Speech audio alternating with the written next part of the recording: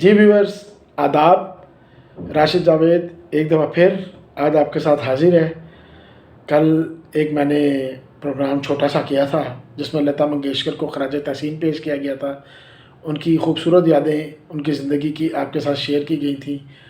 उनके लिए अच्छे कलमात का इज़हार किया गया था और मैंने बताया था कि किस तरह पाकिस्तान में भी एक बहुत बड़ी व्यूअरशिप और एक बहुत बड़े फैंस का सर्कल है जो उनसे मोहब्बत करता रहा और अब भी मोहब्बत करता है। तो कल लता मंगेशकर हमें छोड़कर चली गई और कल शाम उनकी आखिरी रसूमात भी हिंदू मज़हब के मुताबिक अदा कर दी गई और अब वो इस दुनिया में नहीं रही, वो जा चुकी हैं।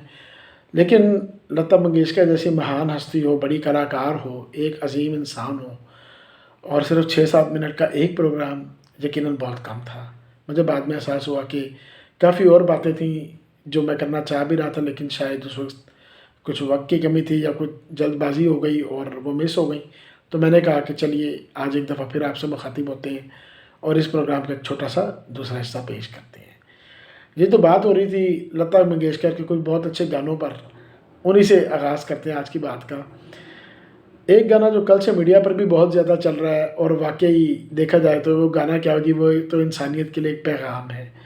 ये ज़िंदगी उसी की है। उसके बाद अगर उनकी पुरानी फ़िल्मों की तरफ ही जाएँ तो आपको एक गाना याद होगा, रसिक बनमा, इंडिया के बहुत बड़े गानों में आता है। फिर आवारा फ़िल्म का घर आया मेरा परदेसी, क्या ज़बरदस्त गाना था और उस दौर में ये गाना बहुत पॉपुलर हुआ था। उस फ़िल्म की कामयाबी में इस गाने का भी बहुत हिस्सा था, नरगिस पर फ़िल्माया गया था। उसके बाद आइए तो गाइड फ़िल्म अगर आप देखें और आपने देखी होगी, आप में से बहुत सारे लोगों ने जो लता के फ़ैन्स हैं या देवानंद के फ़ैन्स हैं, उसका मशहूर गाना आज फिर जीने की तमन्ना है, आज फिर मरने का इरादा है, जिस पे देव आनंद और जो हीरोइन थी वहीदा रहमान, उन्होंने क्या खूबसूरत एक्टिंग की, क्या खूबसूरती से उस गाने को पिक्चराइज़ किया गया। देव आनंद ही डायरेक्टर भी थे। अच्छा, उसके बाद देखिए तो नूतन और देव आनंद का सॉन्ग था कलर फ़िल्म का, रंगीला रे तेरे रंग में। उसके बाद आप आगे चलें तो रज़िया सुल्तान का गाना ए दिले नादान, आरज़ू क्या है, जुस्तगू क्या है, जो कि पिक्चराइज़ किया गया था हेमा मालिनी पे। उसके बाद आगे चलते हैं तो हेमा मालिनी के ऊपर ही एक और बहुत मशहूर गाना जो उनका हुआ, न जाने क्या हुआ जो तूने छू लिया। तो ये ख़याम साहब की मौसीकी में बनाया गया था और बहुत ज़बरदस्त रोमांटिक सॉन्ग था ये भी, लता जी की आवाज़ में। अच्छा, 80s में एक फ़िल्म आई थी हीरो, जिससे जैकी श्रॉफ इंडस्ट्री में इन हुए थे, लॉन्च हुए थे। हीरो में बेसिकली आपको याद होगा कि पहली दफ़ा प्रॉपर ब्रेक मिला था अनुराधा पौडवाल को, वो भी बहुत बड़ी सिंगर हैं, उनकी भी मैं बहुत इज़्ज़त करता हूँ। तो अनुराधा के बेसिकली उसमें 2 गाने थे, एक तो था डिंग डोंग और दूसरा था तू मेरा जानू है। लेकिन अगर आप ऑनेस्टली देखिए तो उस फ़िल्म का भी सबसे खूबसूरत गाना लता मंगेशकर को ही नसीब हुआ। ये गाना था निंदिया से जागी बहार, ऐसा मौसम देखा पहली बार। क्या इंसाफ किया इस गाने से, क्या खूबसूरती से गाया। बाकी लता ने 4 चाँद लगा दिए इस गाने को। उसके बाद आगे चलिए तो मासूम फ़िल्म का गाना तुझसे नाराज़ नहीं ज़िंदगी हैरान हूँ मैं। अच्छा, लता को एक और एज़ाज़ भी हासिल है, एक बड़ा मुनफ़रिद एज़ाज़।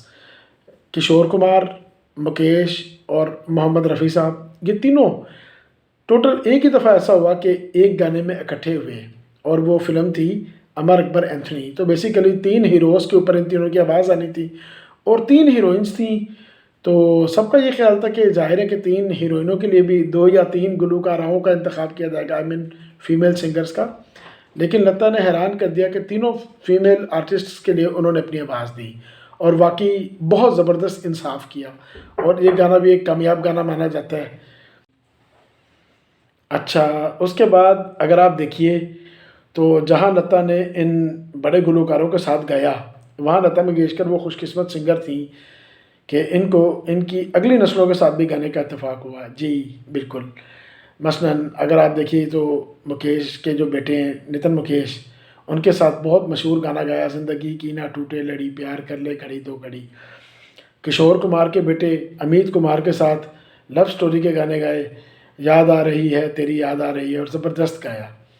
लता मंगेशकर ने इसके अलावा मन्ना डे के साथ भी गाया, प्यार हुआ इकरार हुआ है, प्यार से फिर क्यों डरता है दिल, ये उनका मन्ना डे के साथ गाना था। ये रात भीगी भीगी, ये मस्त नज़ारे, ये भी मन्ना डे के साथ थे।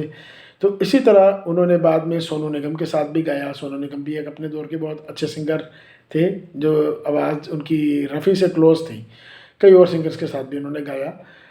अच्छा, राज कपूर ने जब उनका अपना टाइम ख़त्म हो गया as a hero, as a leading actor, तो उन्होंने उसके बाद अपने बेटों के लिए फ़िल्में बनाई, ऋषि कपूर के लिए बनाई, फिर राजीव कपूर के लिए बनाई।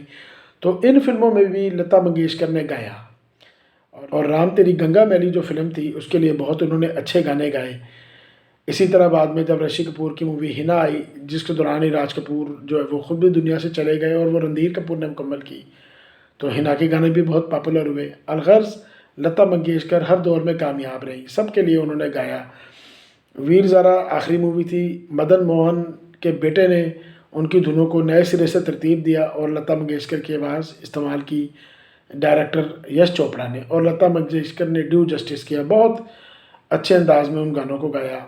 अगरचे डायरेक्टर यश चोपड़ा की जो आखिरी मूवी थी जब तक है जान, उसके लिए लता मंगेशकर नहीं गा सकी, लेकिन उसकी गालिबन यही वजह है कि 2004 के बाद लता मंगेशकर की भी ज़ाहिर है कि उम्र ज़्यादा बढ़ गई थी, और जो जो उम्र बढ़ जाती है आप जानते हैं कि गाना गाना फिर मुश्किल हो जाता है। बहरहाल लता मंगेशकर अब इस दुनिया में नहीं रही, हम उन्हें मिस करेंगे, और उनकी आफ्टर लाइफ के लिए हमारी तरफ से नेक तमन्नाएँ हैं। बहुत बहुत शुक्रिया ये वीडियो देखने का। Thank you.